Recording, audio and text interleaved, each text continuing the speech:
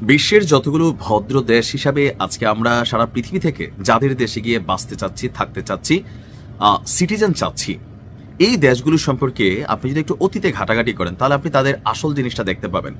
সারা পৃথিবীকে শাসন করছে, মূল্যবান খনিজ, স্বর্ণ, সম্পদ, সম্পত্তি সব কিছু নিয়া তারা ধনী হয়েছে, আর হইয়া আমাদেরকে গরিব বানায়া আজকে আমাদের উপর একসময় এই ব্রিটিশরা, আজকের দিনে মার্কিন যুক্তরাষ্ট্র যা করতেছে ব্রিটিশের থেকে 10 গুণ বেশি করছে।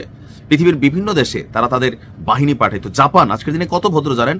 সাউথ কোরিয়া, চায়নার কত শত মানুষের জীবনেরা কায়রা নিছে, এখানে কত ঘটনা ঘটছে। আজকের দিনে জাপানটা দেখেন কত ভদ্র মানুষ, সম্পদ অনেক তারা কামাই ফেলছে, বাট অভ্যাসটা যায় নাই। জাপানের মিত্রকে আজকে দেখেন, G7 কারা, এর মধ্যে জাপান একজন, আমেরিকা যুক্তরাজ্য, তারপর হচ্ছে যে জার্মানি, এই রাষ্ট্রগুলো কিন্তু G7 কানেক্টেড হয়ে আছে। তো এই যে তারা তাদের যে পুরানা খেলা এবার নতুন শুরু করার ট্রাই করতেছে, কার বিরুদ্ধে? তাও পুতিনের বিরুদ্ধে। মানে ট্রাম্প মাদুরোকে তুলে আনার পরে এই রাষ্ট্রগুলোর মধ্যে একটা পুনপুন্না ভাব আসছে, মানে কথায় কথায় এরে তুলে নিয়ে আসবো, হের পরিণতি দেখো। তো সব জায়গায় কি একরকম? আজকের দিনে যদি যুক্তরাজ্য এবং রাশিয়া আলাদা আলাদাভাবে যুদ্ধ করে, মানে শক্তি টক্তি, ন্যাটো ট্যাটো অন্যান্য সবকিছু ইউরোপীয় ইউনিয়ন বাদ দিয়া, যদিও যুক্তরাজ্য কোনোটাতে কানেক্টেড না, ন্যাটোতে আছে সম্ভবত, বিশ্বাস করেন রাশিয়ার সাথে পারবে না।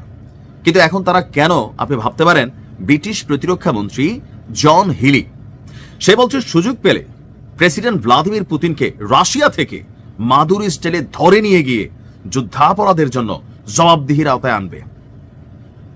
থট কিন্তু আছে, সুযোগের অভাবে পারতেছে না, কারণ এটা আমেরিকা চাইবে না বা ইউরোপীয় ইউনিয়ন চাইবে না। এখানে একটা তৃতীয় বিশ্বযুদ্ধের পুরা প্রেক্ষাপট পরিবেশ আসছে।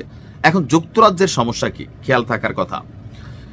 যুক্তরাজ্যের সাবেক প্রধানমন্ত্রী বরিস জনসনের পরে যারা আসছে উত্তরাধিকার সূত্রে, সবাই কিন্তু ইউক্রেন যুদ্ধকে প্রকাশ্যে সমর্থন করছে।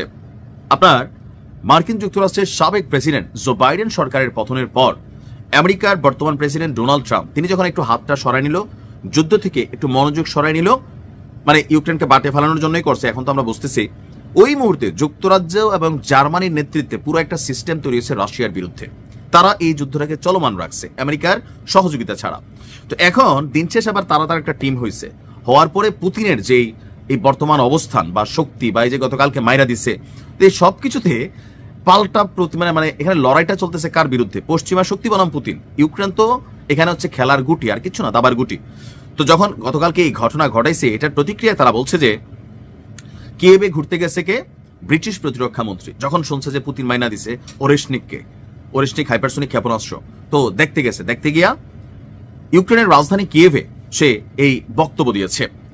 কয়েক ঘন্টা আগেই রাশিয়ার ইউক্রেন জুড়ে ব্যাপক যেই ক্ষেপণাস্ত্র হামলা চলেছে, এর আগে মার্কিন প্রেসিডেন্ট ডোনাল্ড ট্রাম্প মাদুরোকে যেভাবে তুলে নিয়েছেন, এবিপি মানে বিশ্বব্যাপী যখন সমালোচনার ঝড় বইছে, সেই বিষয়টাকে সামনে নিয়ে আসছে ব্রিটিশ প্রতিরক্ষা মন্ত্রী। জেলেনস্কির সাথে সেখানে সে সাক্ষাৎ করে, সাক্ষাৎ শেষে সে বলছে সম্ভাব্য শান্তি রক্ষা মিশনের প্রস্তুতির অংশ হিসাবে ব্রিটেন আরো 200 মিলিয়ন পাউন্ড ব্যয় করে ইউক্রেনীয় সেনাদেরকে প্রশিক্ষণ দিবে। তবে রাশিয়া মনে করছে ন্যাটো পরোক্ষভাবে এখানে হস্তক্ষেপ করছে। এই যে প্রশিক্ষণ দেওয়া, মেশিনারি সাপ্লাই দেওয়া, তার উপর রাশিয়া বরাবরই অভিযোগ করছে ইউক্রেনে বিদেশিরা যুদ্ধ করছে কার পক্ষ হইয়া? আপনার ইউক্রেনের পক্ষ হইয়া। তো এই মুহূর্তে যেই অবস্থানটা তৈরি হয়েছে পুতিনকে তুলে আনার, রাশিয়ার যদিও এখন আমি বক্তব্যটা পাই নাই পাল্টা জবাব কি হবে, তবে রাশিয়ার যিনি প্রতিরক্ষা মন্ত্রী আছেন তিনি রিয়েকশন দিয়েছেন। তিনি বলছেন যদি এমনই হয় তাহলে যুক্তরাজ্য জুড়ে কোনো দেয়ালের একটা ইট আস্ত থাকবে না। রাশিয়ার সেই শক্তি আছে জলে, স্থলে, সমুদ্রে যুক্তরাজ্যকে ডুবাই ফেলার বা ডাবাই ফেলার, আর রাশিয়াটা করবে। পুতিনের দিকে যে কোনো অভিযান ইকুয়াল টু কি হবে, এটা যারা বোঝার তারা ঠিকই বোঝে, যার কারণে আমেরিকা বলেছে না, দরকার নাই এইসব ভেজাল টেজাল রাশিয়ার সাথে। ভালো থাকুন, আসসালামু আলাইকুম।